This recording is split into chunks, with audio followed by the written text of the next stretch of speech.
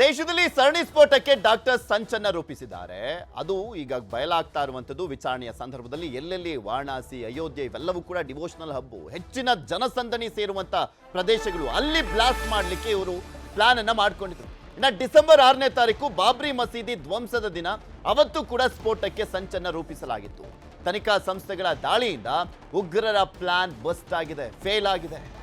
IED ತಯಾರಿಗೆ 20 quintal ಗೊಬ್ಬರ ಖರೀದಿ ಮಾಡಿದ್ರು. ಸಿಗ್ನಲ್ ಎಂಬ ಆಪ್ನಲ್ಲಿ ಸ್ಫೋಟದ ಬಗ್ಗೆ ಚಾಟಿಂಗ್ ಅನ್ನ ಕೂಡ ಮಾಡಲಾಗಿದೆ. Bomber doctor Umar, doctor Muzammil dairy ಕೂಡ ಪತ್ತೆಯಾಗಿದೆ. ಕೋಡ್ ಪದಗಳನ್ನ ಡಿಕೋಡ್ ಮಾಡ್ತಾ ಇರುವಂತದ್ದು ಅಧಿಕಾರಿಗಳು. ತಾಯಿ DNA ಜೊತೆ ಡಾಕ್ಟರ್ ಉಮರ್ DNA ಮ್ಯಾಚ್ ಆಗಿದೆ. ಸೊ ಹೀಗಾಗಿ ಆತ ಸೂಸೈಡ್ ಬಾಂಬರ್, ಆತನೇ ಅಲ್ಲಿ ಸಾವನ್ನಪ್ಪಿರುವಂತದ್ದು ಕೂಡ ಅಂತ ಈಗ ಸ್ಪಷ್ಟವಾಗಿ ಗೊತ್ತಾಗ್ತಾ ಇದೆ. ಇದ್ರ ಬಗ್ಗೆ ಮಾತನಾಡ್ತಾ ಹೋಗೋಣ. ಇಲ್ಲಿ ಪಟೇಲ್ರೆ ನೋಡ್ತಾ ಇದ್ವಲ್ಲ, ಸರಣಿಯಾಗಿ ಸ್ಫೋಟ ಮಾಡಲಿಕ್ಕೂ ಕೂಡ ಇವರು ಎಲ್ಲಾ ರೀತಿಯಾದಂಥ ತಯಾರಿಯನ್ನು ಮಾಡಿಕೊಂಡಿದ್ರು. ಆದರೆ ಕೆಲವೊಂದು ಕಡೆ ಹೆಚ್ಚಿನ ಭದ್ರತೆ ಇರುವಂಥ ಕಾರಣಕ್ಕೋಸ್ಕರ ಮಿಸ್ ಆಯಿತು ಅಂತ. ಇಲ್ಲಿ ಇನ್ನೊಂದು ಕಡೆ ಈ ಡಾಕ್ಟರ್ ಟೆರರ್ಗಳನ್ನು ನೋಡ್ತಾ ಇದ್ರೆ ಅವರನ್ನೇ ಯಾಕೆ ಯೂಸ್ ಮಾಡ್ಕೊಳ್ತಾ ಇದ್ರು ಅನ್ನುವಂಥದ್ರ ಬಗ್ಗೆ ಗಮನಿಸೋದಾದ್ರೆ, ಈಸಿಯಾಗಿ ಅವರಿಗೆ ಕೆಮಿಕಲ್ಸ್ಗಳೆಲ್ಲವೂ ಕೂಡ ಸಿಗ್ತಾ ಇತ್ತು, ರಾಸಾಯನಿಕ ಉತ್ಪನ್ನಗಳೆಲ್ಲವೂ ಕೂಡ ಸಿಗ್ತಾ ಇದ್ವು. ಅದರ ಜೊತೆಗೆ ಇವ್ರು ಎಲ್ಲಿ ಬೇಕಾದ್ರೂ ಭಾರತದಲ್ಲಿ ವಾಸ ಮಾಡ್ಲಿಕ್ಕೆ ಯಾವುದೇ ರೀತಿಯಾದಂಥ ಪ್ರಾಬ್ಲಮ್ ಇರ್ತಾ ಇರಲಿಲ್ಲ. ಬಿಕಾಸ್ ವೈದ್ಯರಾಗಿದ್ದಂಥ ಹಿನ್ನೆಲೆಯಲ್ಲಿ ಯಾರು ಬೇಕಾದ್ರೂ ಬಾಡಿಗೆ ಮನೆಗಳನ್ನ ಕೊಡ್ತಾರೆ ಅಂತ. ಮತ್ತೊಂದ್ ಕಡೆ ಅವರ ಕಾರ್ಗಳ ಮೇಲೆ ಡಾಕ್ಟರ್ ಅನ್ನುವಂಥ ಸಿಂಬಲ್ ಹಾಕಿದ್ರು ಕೂಡ ಅವ್ರ ಮೇಲೆ ಅನುಮಾನ ಕಡಿಮೆ ಅನ್ನುವಂಥದ್ರ ಬಗ್ಗೆನೂ ಕೂಡ ಸಾಧ್ಯತೆ ಇರುತ್ತೆ ಅಂತ. ಸೊ ಎಷ್ಟು ಈಸಿಯಾಗಿ ವ್ಯವಸ್ಥಿತವಾಗಿ ಡಾಕ್ಟರ್ಗಳನ್ನೇ ಯೂಸ್ ಮಾಡಿಕೊಂಡು ವಿಧ್ವಂಸಕ ಕೃತ್ಯವನ್ನ ಮಾಡಲಿಕ್ಕೆ ಒಂದು ದೊಡ್ಡ ಪ್ಲಾನ್, ಮಾಸ್ಟರ್ ಪ್ಲಾನ್ ಅನ್ನ ಮಾಡಿದ್ರು ಅನ್ನೋದು ಈಗ ಗೊತ್ತಾಗ್ತಾ ಇದೆ. ನಿಮಗೆ ಇದೊಂದು ಆಘಾತಕಾರಿ ವಿಚಾರ. ಅವರು 8 ಜನ ಉಗ್ರರು 2 ತಂಡಗಳಾಗಿ ಈ ದೇಶದ ವ್ಯವಸ್ಥೆಗೆ ಇವರು ಬಾಂಬ್ ಇಡಲಿಕ್ಕೆ ತಯಾರಿ ಮಾಡಿ, ನಿಮಗೆ ಜನವರಿ 26ರಂದು ಇವರು ತಯಾರಿ ಮಾಡಿದರು ಕೆಂಪುಕೋಟೆಯಲ್ಲೇ ಇವರು ಬ್ಲಾಸ್ಟ್ ಮಾಡಬೇಕಂತೇಳಿ. ಆದರೆ ಅವತ್ತಿನ ಸೆಕ್ಯೂರಿಟಿ ನೋಡಿ, ಟೈಟ್ ಸೆಕ್ಯೂರಿಟಿ ನೋಡಿ ಭಯ ಬಿದ್ದಿರ್ತಕ್ಕಂಥದ್ದು. ನಂತರ ಇವರ ಪ್ಲ್ಯಾನ್ ಇರ್ತಕ್ಕಂಥ ಡಿಸೆಂಬರ್ 6 ಬಾಬ್ರಿ ಮಸೀದಿ ಕೆಡವಿದ ದಿನವನ್ನು, ಕರಾಳ ದಿನವನ್ನು ಇವರು ಬಾಂಬ್ ದಿನವಾಗಿ ಬಳಸ್ಕೊಳ್ಳಿಕ್ಕೆ ಮತ್ತು ಬ್ಲಾಸ್ಟ್ ದಿನವಾಗಿ ಬಳಸ್ಕೊಳ್ಳಿಕ್ಕೆ ಒಂದು ಪ್ಲ್ಯಾನ್ ಮಾಡಿದ್ರು ಅಂತೇಳಿ ಈಗ ಹೊರ ಬರ್ತಿರ್ತಕ್ಕಂಥದ್ದು. ಇಂಡಿಯಾ ಗೇಟು, ಕಾಶಿ ಮತ್ತು ಅಯೋಧ್ಯೆ ಇಲ್ಲೆಲ್ಲ ಸ್ಫೋಟ ಮಾಡಬೇಕಂತ ಪ್ಲ್ಯಾನನ್ನು ಮಾಡ್ಕೊಂಡಿರ್ತಕ್ಕಂಥ. ಅಂದರೆ ನನಗನ್ಸುತ್ತೆ ಇದು ಕನಿಷ್ಠ 2 ರಿಂದ 3 ವರ್ಷಗಳಿಂದಲೂ ಕೂಡ ಈ ಪ್ಲ್ಯಾನ್ ನಡೀತಿರ್ತಕ್ಕಂಥದ್ದು. ಜೈಷೆ ಇ ಮೊಹಮ್ಮದ್ ಸಂಘಟನೆಯ ಭಾಗವಾಗಿ ಇವರು ಈಗಾಗಲೇ ಟರ್ಕಿ ಸೇರಿದಂತೆ ಬೇರೆ ಬೇರೆ ದೇಶಗಳಿಗೆ ಹೋಗಿರ್ತಕ್ಕಂಥ, ಅಲ್ಲಿ ಉಗ್ರರನ್ನ ಭೇಟಿಯಾಗಿರ್ತಕ್ಕಂಥದ್ದು, ಒಂದು ಪ್ಲ್ಯಾನನ್ನು ಮಾಡಿರುವಂಥದ್ದು. ಮತ್ತು ಇವರೆಲ್ಲರೂ ಕೂಡ ಡಾಕ್ಟರ್ಸ್ ಆಗಿದ್ದರಿಂದ ಇವರಿಗೆ ಎಲ್ಲೊಂದು ಕಡೆ ಸಮಾಜದ ಸ್ತರದಲ್ಲಿ ಇವರು ಈಸಿಯಾಗಿ ಎಲ್ಲರೂ ನಂಬ್ತಾರೆ ಮತ್ತು ಎಲ್ಲರ ಜೊತೆ ಒಡನಾಟ ಇರುತ್ತೆ. ಯಾರಿಗೂ ಕೂಡ ಇವ್ರ ಮೇಲೆ ಅನುಮಾನ ಬರಲ್ಲ. ಮತ್ತು ಸಂಶೋಧನೆ ವಿಚಾರದಲ್ಲಿ ಮತ್ತು ನಿಮಗೆ ಕೋಡ್ ವರ್ಡ್ ಬಳಸ್ಕೊಳ್ಳಿಕ್ಕೆ ನೋಡಿ ಎನ್ಕ್ರಿಪ್ಟೆಡ್ ಲಿಪಿ, ಗುಪ್ತ ಲಿಪಿಯನ್ನು ಬಳಸಿರ್ತಕ್ಕಂಥದ್ದು.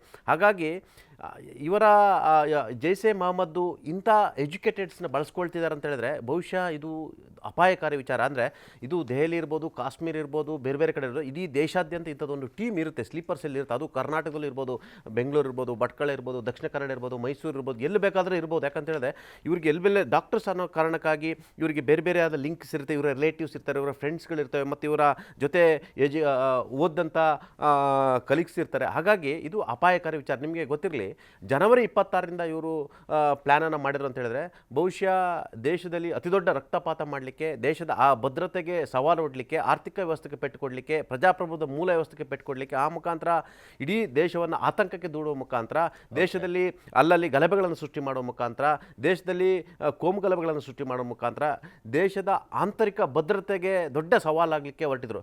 ಬಹುಶಃ ಅದೆಲ್ಲ ಒಂದು ಕಡೆ ಆತ ಆ ಸ್ಫೋಟಕವನ್ನು ಸಾಗಿಸುವ ವೇಳೆ ಇದಾಗಿರು ಅನ್ನೋದು ಅನುಮಾನ ಕೂಡ ಇರ್ತಕ್ಕಂಥದ್ದು. ಯಾಕಂತ ಹೇಳಿದ್ರೆ ಪಕ್ಕದಲ್ಲೊಂದು CNG ವೆಹಿಕಲ್ ಇತ್ತು, ಅದು ಸ್ಫೋಟ ಆಯಿತು. ಅದಾದ ತಕ್ಷಣ ಇವನು ಸ್ಫೋಟಕ್ಕೆ ಏನಾಯ್ತಿರುತ್ತೆ, ಇವ್ರದ್ದು ಆಯಿತು ಅಂತ ಹೇಳಿರ್ತಕ್ಕಂಥದ್ದು.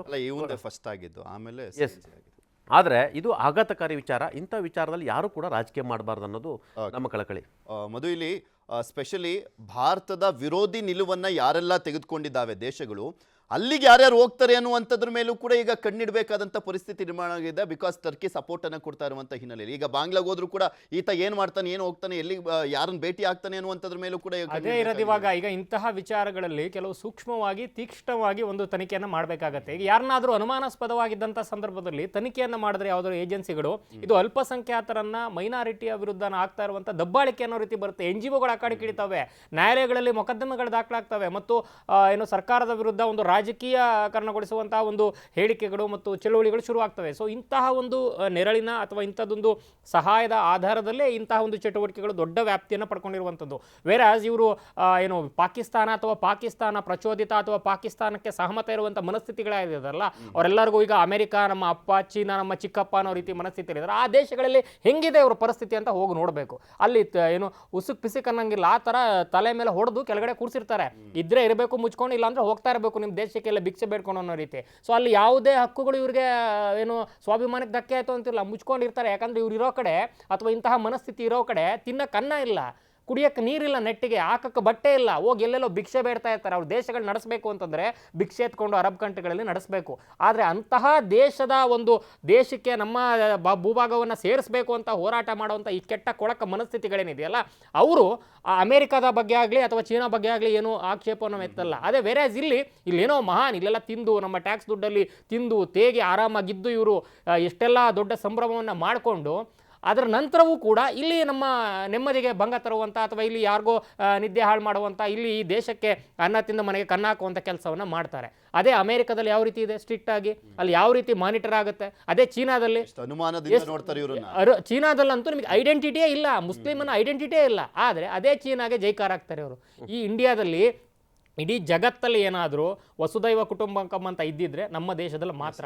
ಎಲ್ಲರಿಗೂ ಕೂಡ ಸಮಾನವಾದ ಅವಕಾಶವನ್ನು ಕೊಟ್ಟು ಇವತ್ತಿಗೂ ಕೂಡ ಅದು ಏನೇ ಇರಲಿ ನಾವಿಷ್ಟು ದೊಡ್ಡ ವಿಶಾಲ ಹೃದಯಗಳಾಗಿ ಎಲ್ಲರನ್ನೂ ಇಟ್ಕೊಂಡು ಅಕ್ಕಪಕ್ಕದಲ್ಲಿ ಇಟ್ಕೊಂಡು ಒಂದು ರೀತಿ ಸಮಾನವಾಗಿ ನೋಡ್ಕೊಂಡು ಹೋಗ್ತಾ ಇರೋಂಥ ದೇಶದಲ್ಲಿ ನೀವು ರಾಜಕಾರಣ ಬಿಟ್ಟುಬಿಡ್ರಿ, ವ್ಯಕ್ತಿಗಳನ್ನ ಬಿಟ್ಟುಬಿಡಿ, ನಾಗರಿಕರನ್ನ ನೋಡಿ. ಈ ದೇಶದ ನಾಗರಿಕರು ಯಾವ ರೀತಿ ಏನು ಸಹಮತದಿಂದ ಸಹಯೋಗದಿಂದ ಇದ್ದಾರೆ, ನಿಮಗೂ ಕೂಡ ತಿನ್ನಕ್ಕೆ ಅನ್ನ ಮತ್ತೊಂದು ಮಾಡೋಕ್ಕೆ. ನೀವು ಸರ್ಕಾರ ಪಕ್ಷಗಳನ್ನು ಬಿಟ್ಬಿಡಿ, ಜನನೇ ದಂಗೆ ಎದ್ರೆ ಏನಾಗ್ತಾರೆ, ಇವರೆಲ್ಲ ಎಲ್ಲಿ ಉಳಿತಾರೆ?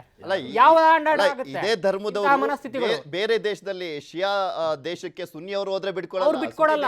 ಆದ್ರೆ ಇಲ್ಲಿರುವಂತಹ ಡೆಮಾಕ್ರೆಟಿಕ್ ಸೆಟಪ್ ನ ಒಂದು ಇಮ್ಯುನಿಟಿ ಏನಿದೆ, ಆ ಇಮ್ಯುನಿಟಿಯನ್ನ ಪಡ್ಕೊಂಡು ಇಲ್ಲಿ ನಮ್ಮ ವಿರುದ್ಧವೇ ಸಂಚಲನ ಮಾಡ್ತಾ ಇದಾರಲ್ಲ, ಇವರ ಮನೆಗಳಲ್ಲಿ ಮೊದಲು ನಿಜಕ್ಕೂ ಕೂಡ ಇವರಿಗೆ ಧರ್ಮದ ಬಗ್ಗೆ ಗೌರವ ಅಥವಾ ಧರ್ಮದ ಬಗ್ಗೆ ಏನು ಅದ್ರ ಕರೆಕ್ಟ್ ಆಗಿ ಬೋಧನೆ ಆಗ್ತಾ ಇದೆ ಅನ್ನೋದಿದ್ರೆ ಇಂಥದ್ದೆಲ್ಲ ಮಾಡಬಾರ್ದು. ಆದ್ರೆ ಅಲ್ಲಿ ಹೇಳ್ಕೊಡ್ತಾ ಇರೋದೇ ಇದು ಅಂದ ಮೇಲೆ ಇನ್ನೇನಾಗುತ್ತೆ? ಇಂಥವ್ರ ಜೊತೆ ನಿಲ್ತಾರ ರಾಜಕಾರಣ, ಅವರಿಗೆ ಚಪ್ಪಲಿ ಹೊಡಿಬೇಕು. ಪಕ್ಷ ನೋಡಬಾರ್ದು, ಎಲ್ಲವೂ ನೋಡುವ. ಭಯೋತ್ಪಾದನೆ ಅಂದರೆ ಅದು ಭಯೋತ್ಪಾದನೆ, ಟೆರರಿಸಮ್ ಅಂದರೆ ಟೆರರಿಸಮ್. ಎಲ್ಲರೂ ಖಂಡಿಸಬೇಕು. ಮತ್ತು ಇಂಥ ಸಂದರ್ಭದಲ್ಲಿ ಎಲ್ಲರೂ ದೇಶದ ಪರವಾಗಿರಬೇಕು, ಮಟ್ಟ ಹಾಕೋ ಪ್ರಯತ್ನ ಮಾಡಬೇಕು. ಈ ಥರದ ಹೇಳಿಕೆಗಳು, ಈ ಥರ ಸ್ಪ್ಲಿಟ್ಟು ಆಗ್ತಕ್ಕಂಥ ಮನಸ್ಥಿತಿಯಲ್ಲ, ಇಂಥ ಮನಸ್ಥಿತಿ ದೇಶದಲ್ಲಿ ಆಂತರಿಕ ಭಯೋತ್ಪಾದಕರಿಗೆ ಮತ್ತಷ್ಟು ಅವಕಾಶ ಕೊಟ್ಟಂತಾಗುತ್ತೆ. ಓಕೆ, ಧನ್ಯವಾದ ಮಧು.